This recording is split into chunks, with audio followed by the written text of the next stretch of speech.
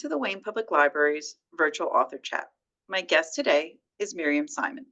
Miriam Simon is a trailblazing leadership coach, author, and speaker who blends over 25 years of corporate leadership with deep personal insight to guide others toward success. As the author of her latest leadership book, Tattoos and Pearls, she marries street smart resilience with corporate strategy, showing the world how to thrive authentically in high pressure environments. A certified Hudson coach, Forbes Coaches Council member, and Corporate Achiever Award recipient, Miriam's expertise spans human resources, leadership development, and employee relations.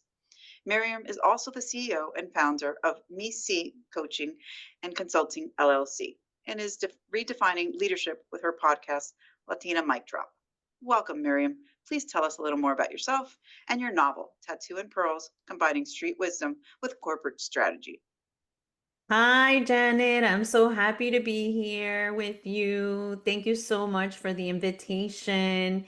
Yes, my book, Tattoos and Pearls, launched in April, and I was so happy and excited that the Wayne Public Library is hosting me today, and I get to share a little bit more about my book that is part memoir and part manifesto. It's an action item that people can really use as their playbook to get started if they're looking to be their authentic self for within your life, within yourself, in life or in leadership, in business, and anything that they may be in search of.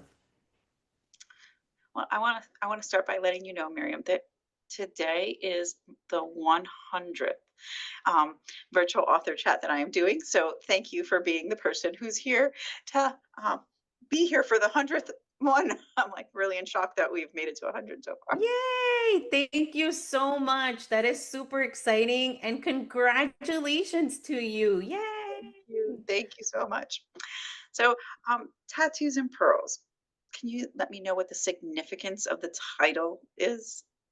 Yeah, so Tattoos and Pearls has two meanings. The literal one, which is literal tattoos and pearls, right? So I have both. I love to wear pearls and I have my tattoos, I have my wrists, I have a few others. And the second meaning is that so many of us have experienced many small traumas or big traumas that present a challenge in our lives that can leave either an invisible scar or a visible scar in our lives, right? And so it's like, how have these challenges marked us for life or in our lives at a specific time?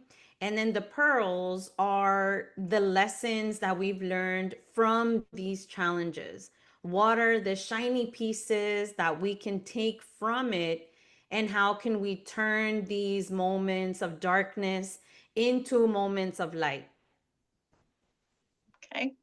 How long did it take you to write the book? Because it is in different chapters. So, how long did it take you to put it all together? Yeah, so the book took about a year to write. And the reason why it took a year to write was because I was really working through what I wanted to say, how I wanted to say it, and what was going to be the end result of the book, right? What is the impact that I wanted with the book? And what happened to me too was the fact that I learned, oh, write about what you know the most. So, what is it that I know the most of? My life. And so I bet that's where I started. But then as I was writing, I was really diving deep into situations that I really hadn't acknowledged out loud. And, putting it on paper was very difficult for me. And then I kept thinking, but this is going to help people, right? But first, I really needed to take a break. I had to take a break from writing, maybe like 2 or 3 months, because I needed to go to therapy so that I can speak from the scar and not the open wound, right? Because hurt people. And I didn't want that to come across as me being hurt from these situations. I really wanted to speak from the scar. What did I learn from it? How am I being considerate of what happened? The situations, the people that were involved, right? And really leave everybody with dignity as I was talking about it. Okay. You you do write about the challenges you faced while growing up. How did your childhood shape the person you are today? Well, my childhood was a little bit in the dark areas because I did grow up with not a lot of resources and not really understanding the two cultures that I was living in, right? So my parents were born in Mexico. I was actually born in Mexico, but raised here in the United States at 6 months old. So I was learning the culture with my aunts and uncles, and my grandparents were here first before everybody else. And it really had a lot of different situations that created who I am today. So it made me a very strong person. It made me a person who can advocate for others because I needed to advocate for my grandparents. I needed to advocate for my parents. I needed to advocate for myself, even in school, right? So I needed to learn how to do those things. And that has really created the person that I am today. I sometimes say, my mom would tell me, you should have been a lawyer because you have like a business case for everything, right? So I learned how to like, oh, wait, this is what we need to do to get to this end result. This is what we need to do to get a specific outcome, right? So like filling out papers for my parents, like going to the doctor and talking, they say, you need this, and this. Mm. And really like kind of going against the grain a lot with my parents and my grandparents sometimes because I was living in a different culture, right? In American culture and being raised here. And what was needed for me here to survive and be successful was very different than what they were accustomed to. And so I needed to fight for that. And then even in love and all of that, I needed to fight for who I was, which kind of went a little bit against it. So being raised in this environment and being raised a different culture than my parents and my grandparents were really helped me become the advocate and the sponsor and the person that I am today. Okay. Um, the book has the end chapters, like at the end of each chapter, you have the acronyms INC, INK for framework, and PEARLS, PARLS for strategy. And you use it throughout the book. Um, can you explain why you chose to use those to end each chapter? Yes, I was thinking about when I read books. And when I read books, I normally have like situations that pop up as you're reading. And so you have your own stories that you know about as you're reading somebody else's story. And so I've always learned from other people and from other people's stories. So I kept thinking, okay, how can I incorporate what they can do for themselves in reference to what they just read? And that's why I wanted to add it because it's fresh in their mind. Sometimes people read in pieces, right? They may read like a chapter at a time or a couple chapters at a time. Not everybody reads the whole book throughout the whole, from beginning to end. And sometimes people only digest what they think is important to them. So I wanted to make sure that I gave the reader action items that they can go ahead and read for themselves. And so the Ink and Pearls is my two-step strategy that I use for how I look inward for myself. So the INK is the instinct piece, right? Like what am I saying? What am I going to do? How am I going to see it? What is the calling? Like what's speaking to me? And then the navigation is, okay, this is speaking to me. How do I get to that? Then the killer instinct is, well, not everybody is going to agree with what I may want, right? Not my parents may not agree with what I want, my grandparents may not see what I want, other people may judge me for what I want. And how can I have such a mindset that will get me to where I'm going, right? And be able to handle all those challenges that when people say no and when you need to advocate for yourself. And so it takes a really tough mindset to be able to get to that point and move past all those challenges. And then the pearls piece was how I learned how to be a leader and how I learned how to move into my executive role and how I learned to have my voice and all of that.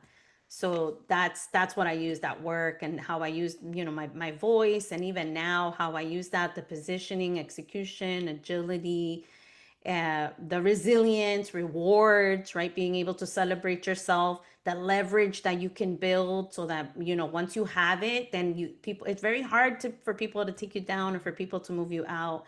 And sovereignty, how you don't lose yourself and you're empowered to do what you need to do. Okay. So how did you ensure that the book's advice remained realistic and rather didn't turn into like something that was overly idealistic? Yeah, so I just kept thinking about what is practical for people to do.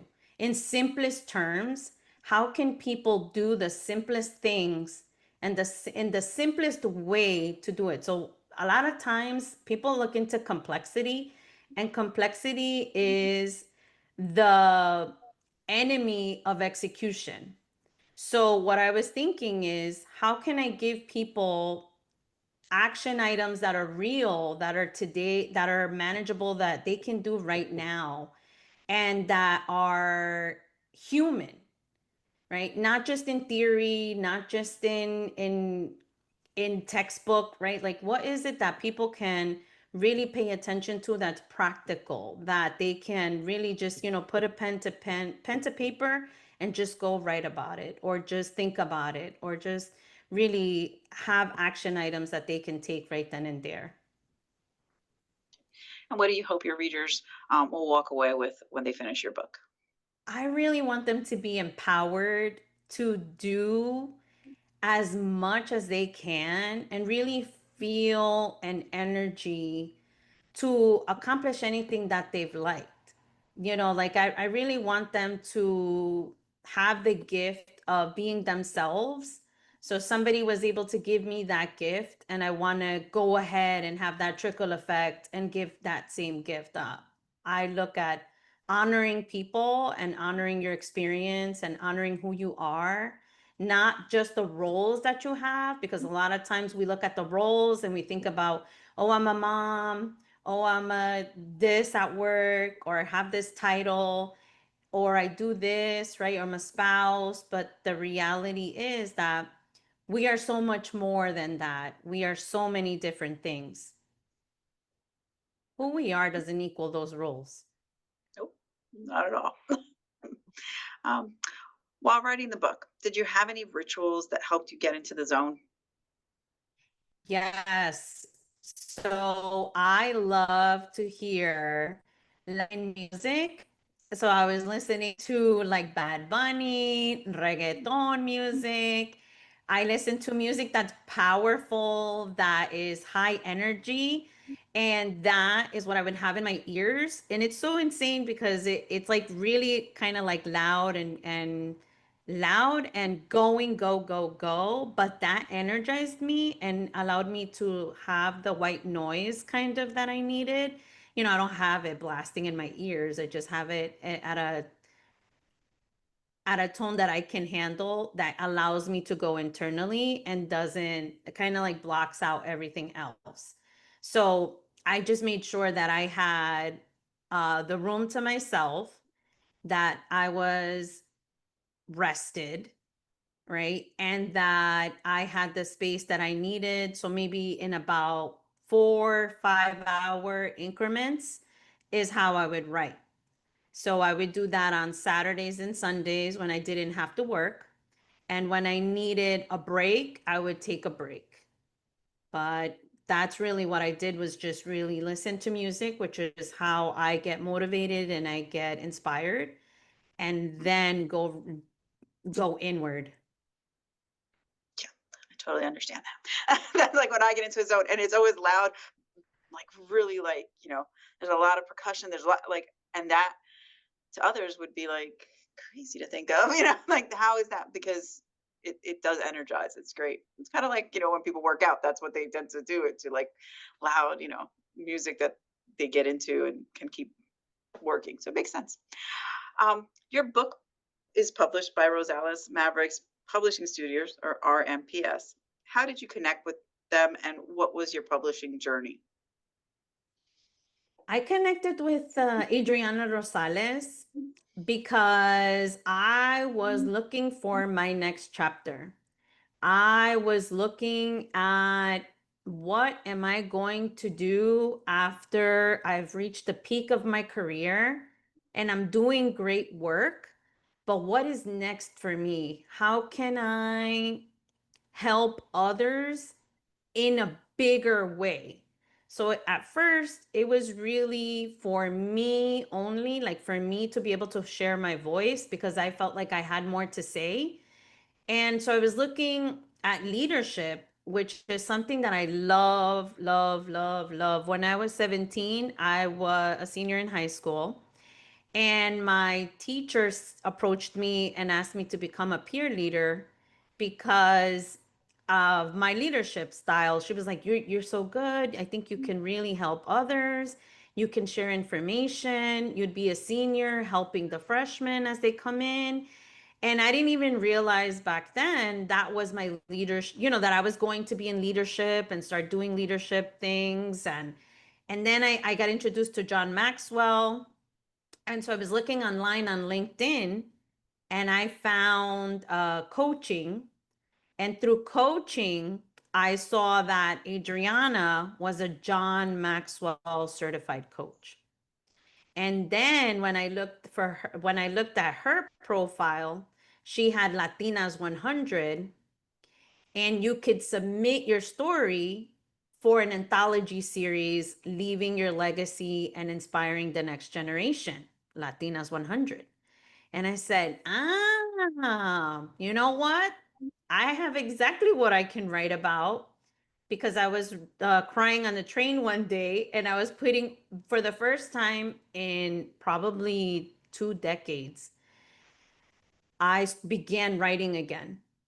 And I was going through a really challenging time at work, and I realized my executive sponsor was leaving.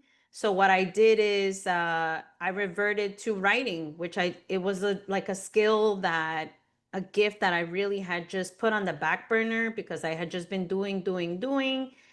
And so I submitted my story, and then I got you're in, you've been accepted into the Latinas 100, and that changed everything. So now I am a 4-time book author. So I'm in 3 anthology series, and I have my own book, and that was about 3 years ago. Wow, congratulations. That's a lot in 3 years. That's a lot in 3 years. Yes, thank Great. you. Thank you. It's really amazing to see how you can, through a challenging moment, find a way to figure out what's next, and then just look for it and find it. And then through your likes and your values, you understand that there are people out there who will give you the opportunity to really flourish and go into your next chapter. And she's really helped me with that piece. Um, what role, if any, did feedback from early readers play in your editing process? So I was really interested in understanding what people thought about the book and what people wanted to get more out of it. And I didn't even realize that you would go back and do some editing to the book. Like, it's not the first time you post it and publish it, right? You still have an opportunity to go back and change it.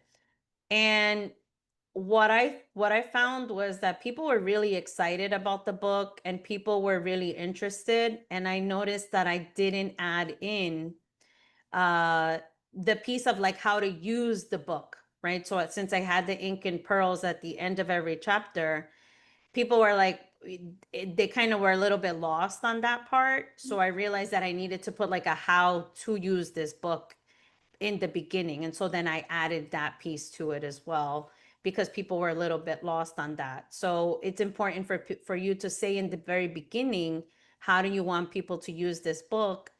Because it's not just reading. This one is not just like a book you read and put away. It's like a book that you can actually use and it's actionable in the way that you have, the way that I've set it up. And so I needed to help people understand that. And then the second piece was that I was thinking, I learned about color energies through an ASE, Hispanic Alliance for Career Enhancement entrepreneur program. I learned about color energies and what was color signifying and what I was portraying with the colors. And so I realized that I was going more into my yellow color as opposed to the red color. So the red color is more like directive, more assertive, right? And I've been doing that for many years, and especially in my role, I needed to, especially as a single mom, and for a little while, I needed to do that. But then now I realize, even I wrote a story about there how my name that I use now, like the person that I want to represent me, is Sunny. And so, because I'm chasing light, I'm chasing happiness, I'm chasing joy, I really want to be able to experience that. So, I changed the color, the bind from red to yellow so that I can share that joy with others. Even my Mac is yellow. Oh, wow. Okay, we had before we started, we had the conversation of the new colors on the cover, but that's great. That's a wonderful explanation. Um, you don't think about those things, but I know that there's a whole like school of knowledge on colors and what they represent and everything. So that's thanks. Thanks for sharing Yeah. that. Yeah. And the Um, branding, right? The branding piece, like what do you stand for? What do you want to share? And I know I learned that business books normally are blue, but I was thinking that's why it's kind of like gray and white a little bit, right? Like black means classic. There's so many different meanings for all the colors. And so you really need to be intentional with what your message is. And I really want people to come out of the darkness and go into the light. That's why I added the yellow. okay, great. How have you handled marketing and promotion for your book? Because that's one of the things that authors often say is the hardest part. It is the hardest part. And the great part about working with Adriana with RMP Studio was the fact that we were able to have a book cover reveal. And so the book cover reveal happened maybe a year before the book even came out. So she creates this great experience where she comes out to meet you, and she puts 20, 30 covers that she's created from what you think, and she creates this whole experience and she records it, she gets digital assets of it, and so that begins the conversation of, hey, my book is coming out. Hey, this is, then she creates all these digital assets that we began to share.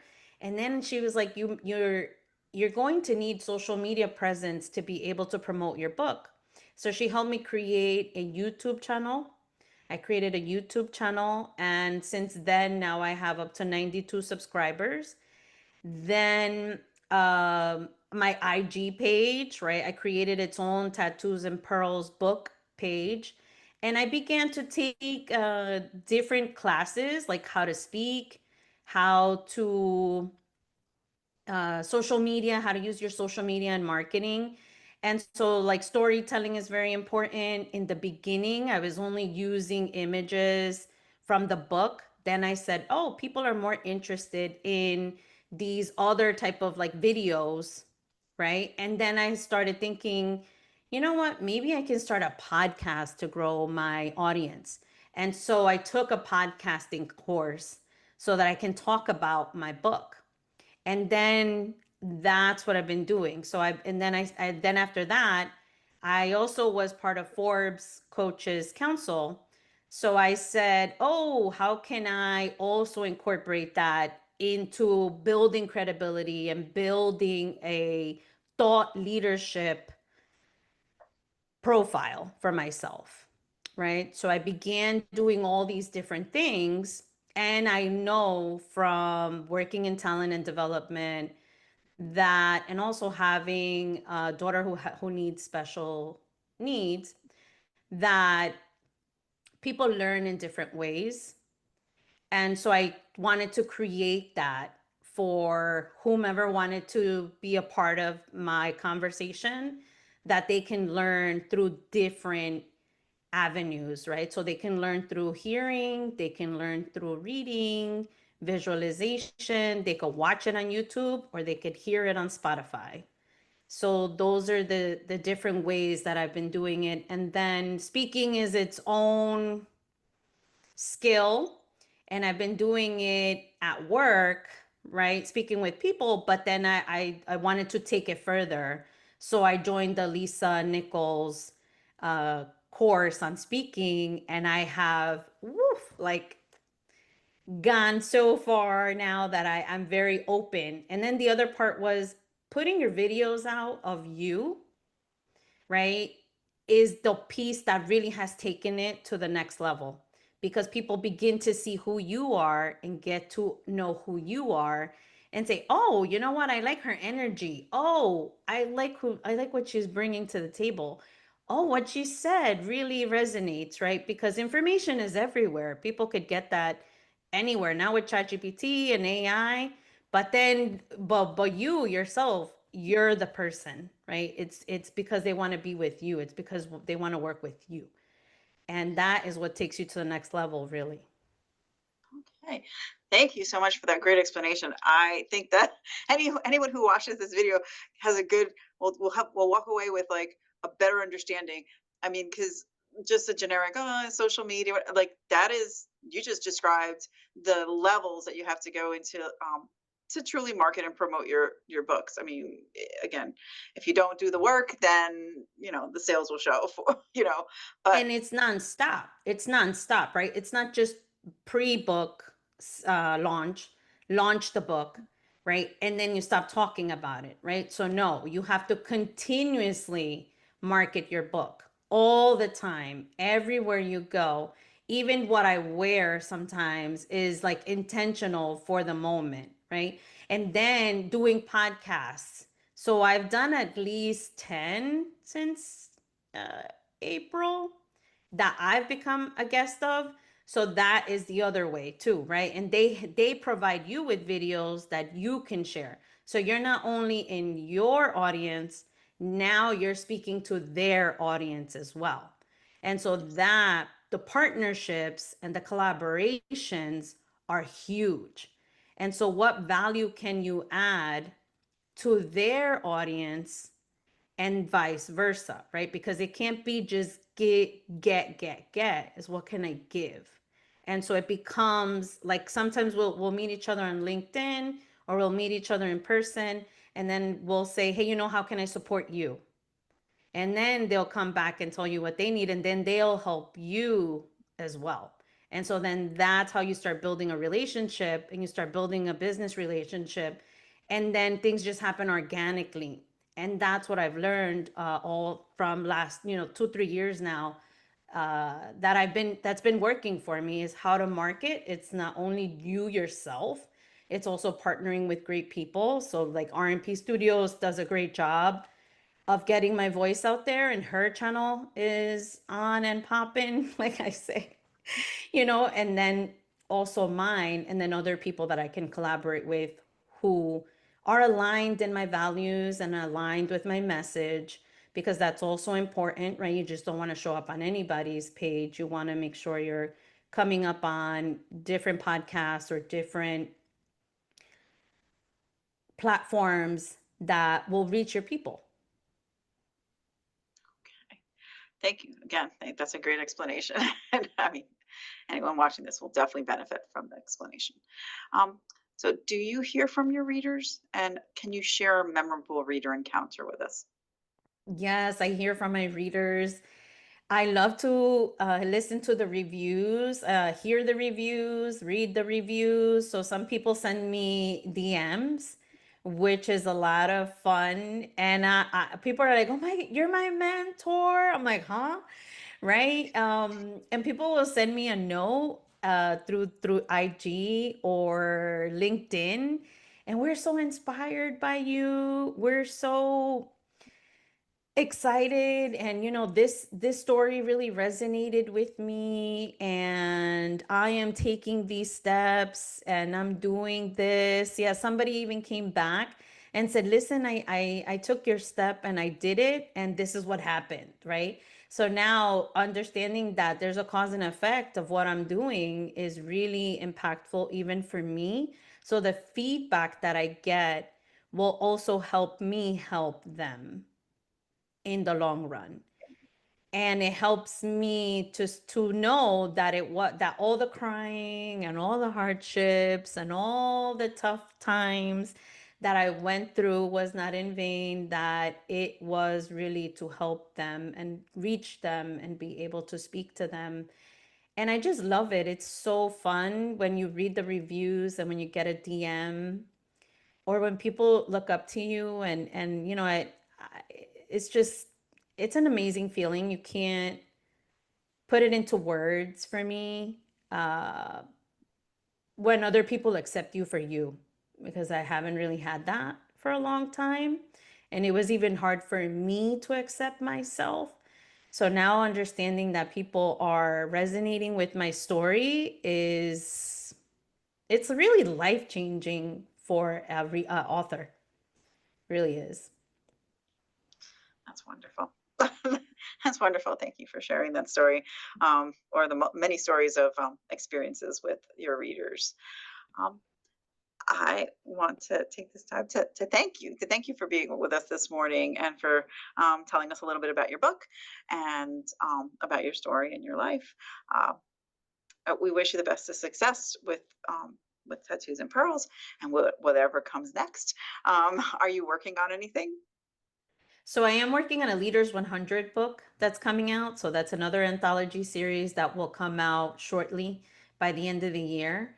And I am currently working on a few other things for people to, join in on.